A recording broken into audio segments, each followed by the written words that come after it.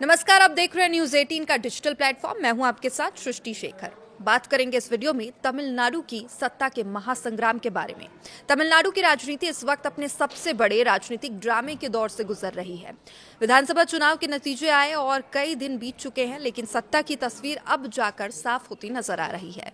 अभिनेता से नेता बने थलपति विजय की पार्टी टीवीके यानी कि तमिलगा वेत्री कड़गम सबसे बड़ी पार्टी बनकर इस चुनाव में उभरी, लेकिन बहुमत के जादुई आंकड़े से दूर रह गई। इसके बाद शुरू हुआ समर्थन जुटाने का ऐसा राजनीतिक खेल जिसने तमिलनाडु की राजनीति को पूरी तरह से बदल कर रख दिया।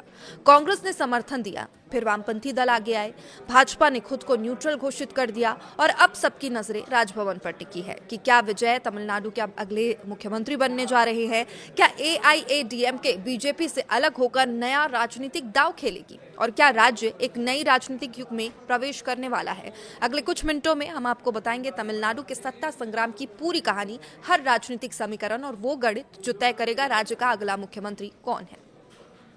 तमिलनाडु विधानसभा में चुनाव में इस बार किसी भी दल को स्पष्ट बहुमत नहीं मिला, लेकिन सबसे बड़ा राजनीतिक सरप्राइज यही रहा कि विजय की पार्टी टीवीके को बहुत बड़ा आंकड़ा विजय टीवीके ने पार किया है। पहली बार विधानसभा चुनाव लड़ने वाली इस पार्टी ने 108 सीटें जीतकर तमिलनाडु की राजनीति में भूचाल ला दिया और डीएमके और एआईएडीएमके जैसी पुरानी जो पार्टियां हैं उनके बीच विजय ने खुद को एक मजबूत विकल्प के तौर पर स्थापित कर दिया। लेकिन असली चुनौती चुनाव जीतने के बाद शुरू हुई। अब सरकार बनाने के लिए चूंकि चाहिए 118 विधायक और टीवी के 10 सीट पीछे रह गई है, 108 विधायक उनके पास हैं। इसके बाद विजय ने समर्थन जुटाने की कोशिश शुरू की। कांग्रेस ने समर्थन दिया, लेकिन आंकड़ा सिर्फ 113 तक पहुंच पाया, चूंकि कांग्रेस के पास सिर्फ 5 विधायक थे। विजय 2 बार राज्यपाल से मिले, लेकिन उन्हें सरकार बनाने का न्योता नहीं मिला। राजभवन का साफ संदेश था, पहले बहुमत साबित कीजिए, और यहीं से तमिलनाडु की राजनीति में शुरू हुआ असली सत्ता का संग्राम। तो देखिए, थलपति विजय तमिल सिनेमा का सुपरस्टार और अब तमिल राजनीति का भी सबसे बड़ा चेहरा। विजय ने चुनाव प्रचार के दौरान खुद को भ्रष्टाचार और पारंपरिक राजनीति के खिलाफ विकल्प के तौर पर पेश किया। युवाओं और शहरी वोटर्स के बीच उनकी लोकप्रियता साफ दिखाई दी। टीवीके की सफलता ने तमिलनाडु की राजनीति में तस्वीरें जो नई ताकत, तीसरा जो नया मोर्चा है वो तैयार किया। लेकिन सत्ता तक पहुंचने के लिए सिर्फ लोकप्रियता नहीं बल्कि नंबर्स भी चाहिए होते हैं, और यही नंबर जुटाने के लिए विजय लगातार राजनीतिक दलों से बातचीत भी कर रहे हैं। राजनीतिक समीकरण उस वक्त बदले जब कांग्रेस ने विजय को समर्थन देने का फैसला लिया। कांग्रेस के 5 विधायक टीवीके के साथ हैं। इसके बाद निगाहें वामपंथी दलों पर टिक गई और अब सबसे बड़ी खबर यही है कि सीपीआई और सीपीएम ने भी विजय को समर्थन देने का फैसला लिया।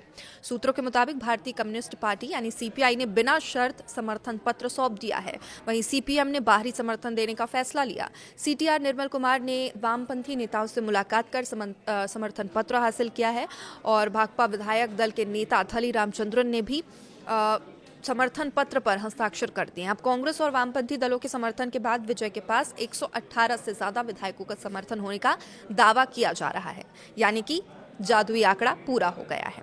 तो देखिए, आज शाम बल्कि अभी कुछ देर में तमिलनाडु की राजनीति का सबसे बड़ा मोमेंट आ सकता है और रिपोर्ट्स की माने तो विजय एक बार फिर से राज्यपाल से मुलाकात करेंगे और इसे सरकार गठन के अंतिम कवायद माना जा रहा है। अगर राज्यपाल बहुमत के दावे से संतुष्ट होते हैं तो विजय को सरकार बनाने का न्योता मिल सकता है और उसके साथ ही तमिलनाडु को मिल सकता है एक नया मुख्यमंत्री। लेकिन इस पूरे घटनाक्रम के बीच सबसे ज्यादा चर्चा जिस पार्टी की हो रही है वो है एआईएडीएमके।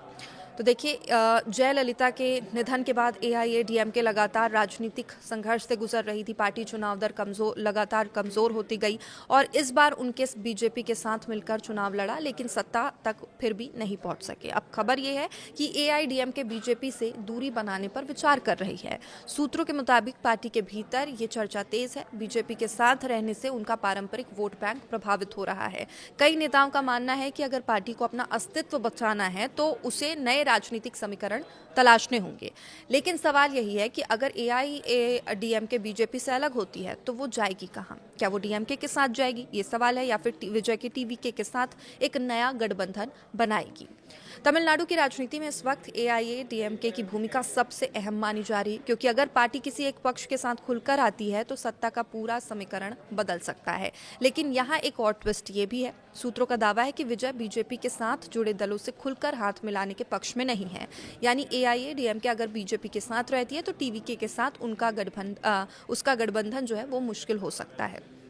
दूसरी तरफ डीएमके पहले से ही कांग्रेस और टीवीके के नज़दीकियों से नाराज बताई जा रही है। ऐसे में एआईएडीएमके फिलहाल इंतजार और रणनीति दोनों पर काम कर सकती है। अब बात बीजेपी की अगर करें तो तमिलनाडु बीजेपी अध्यक्ष नयनार नागेंद्रन ने आधिकारिक प्रेस रिलीज जारी कर पार्टी का रुख भी साफ कर दिया। उन्होंने कहा कि भाजपा जनता के जनादेश का सम्मान करती है और पार्टी को सरकार बनाने का स्पष्ट जनादेश नहीं मिला है, चूंकि 108 विधायक ही उनके पास हैं। और इसी के साथ बीजेपी ने यह भी घोषणा कर दी है कि वो सरकार गठन के किसी भी प्रयास का हिस्सा नहीं बनेंगे। अब सबसे अहम बात, भाजपा ने विधानसभा में न्यूट्रल रहने का फैसला किया, यानी सरकार गठन के दौरान भाजपा किसी भी दल के पक्ष में वोट नहीं करेगी। तो देखिए, अब सवाल यह है कि बीजेपी के इस फैसले का असर क्या हो सकता है। दरअसल बीजेपी अगर किसी एक पक्ष के साथ खुलकर आती तो बहुमत का गणित तेजी से बदल सकता था, लेकिन न्यूट्रल रहने के फैसले ने दोनों खेमों की मुश्किलें बढ़ाती है। हालांकि सदन में भाजपा की तटस्थता से बहुमत का जो आंकड़ा है वो तकनीकी रूप से कम हो सकता है, लेकिन इससे किसी एक दल को सीधा फायदा नहीं मिलेगा। यानी अब छोटी पार्टियों और निर्दलीयों की जो अहमियत है वो और बढ़ सकती है। और तमिलनाडु की राजनीति में इस वक्त हर घंटे समीकरण बदलते दिखाई दे रहे हैं। राजनीतिक दल लगातार बैठकों में जुटे हुए हैं, फोन कॉल्स का दौर जारी है, बैकडोर बातचीत, समर्थन पत्र और राजनीतिक बैठकों का भी दौर जारी है। सब कुछ तेजी से चल रहा है। राज्यपाल की भूमिका भी अब बेहद अहम हो गई है, क्योंकि अंतिम फैसला राजभवन से ही निकलने वाला है। अगर विजय को सरकार बनाने का न्योता मिलता है तो उन्हें विधानसभा में बहुमत साबित करना होगा, और अगर किसी वजह से बहुमत साबित नहीं हो पाया तो राज्य नए राजनीतिक संकट में फंस सकती है। तमिलनाडु की राजनीति लंबे समय तक दो बड़े दलों डीएमके और एआईएडीएमके के इर्द गिर्द ही घूमती रही है, लेकिन इस बार के चुनाव ने संकेत दिए हैं कि राज्य की राजनीति बदल रही है। विजय की एंट्री ने राजनीतिक समीकरण पूरी तरीके से बदल दिए हैं। युवा मतदाता अब नए विकल्प तलाश रहे हैं, और यही वजह है पहली बार चुनाव लड़ने वाली पार्टी सत्ता के दरवाजे तक पहुंच गई है। अगर विजय सरकार बनाने में सफल होते हैं तो ये सिर्फ एक राजनीतिक जीत नहीं होगी, बल्कि तमिलनाडु की राजनीति में पीढ़ी परिवर्तन का संकेत भी माना जाएगा। फिलहाल पूरे देश की नजरें अब पश्चिम बंगाल के बाद तमिलनाडु पर टिकी है। क्या विजय बहुमत साबित कर पाएंगे, मुख्यमंत्री बनेंगे? क्या एआईएडीएमके बीजेपी से अलग होकर नया राजनीतिक मोर्चा बनाएगी? क्या डीएमके विपक्ष में बैठने को मजबूर होगी? और क्या तमिलनाडु की राजनीति अब स्थायी रूप से बदल चुकी है? इन्हीं सभी सवालों के साथ जवाब अगले कुछ घंटों में मिल सकते हैं। तमिलनाडु की सत्ता का यह सस्पेंस अब अपने अंतिम चरण में पहुंच चुका है। और फिलहाल के लिए इस वीडियो में इतना ही। देखते रहिए हर अपडेट के लिए न्यूज़ 18। नमस्कार। विधानसभा चुनाव के नतीजे आए और कई दिन बीत चुके हैं, लेकिन सत्ता की तस्वीर अब जाकर साफ होती नजर आ रही है। अभिनेता से नेता बने थलपति विजय की पार्टी टीवीके यानी कि तमिलगा वेत्री कड़गम सबसे बड़ी पार्टी बनकर इस चुनाव में उभरी, लेकिन बहुमत के जादुई आंकड़े से दूर रह गई। इसके बाद शुरू हुआ समर्थन जुटाने का ऐसा राजनीतिक खेल जिसने तमिलनाडु की राजनीति को पूरी तरह से बदल कर रख दिया। कांग्रेस ने समर्थन दिया, फिर वामपंथी दल आगे आए, भाजपा ने खुद को न्यूट्रल घोषित कर दिया, और अब सबकी नजरें राजभवन पर टिकी है कि क्या विजय तमिलनाडु के अब अगले मुख्यमंत्री बनने जा रहे हैं? क्या एआईएडीएमके बीजेपी से अलग होकर नया राजनीतिक दांव खेलेगी? और क्या राज्य एक नई राजनीतिक युग में प्रवेश करने वाला है?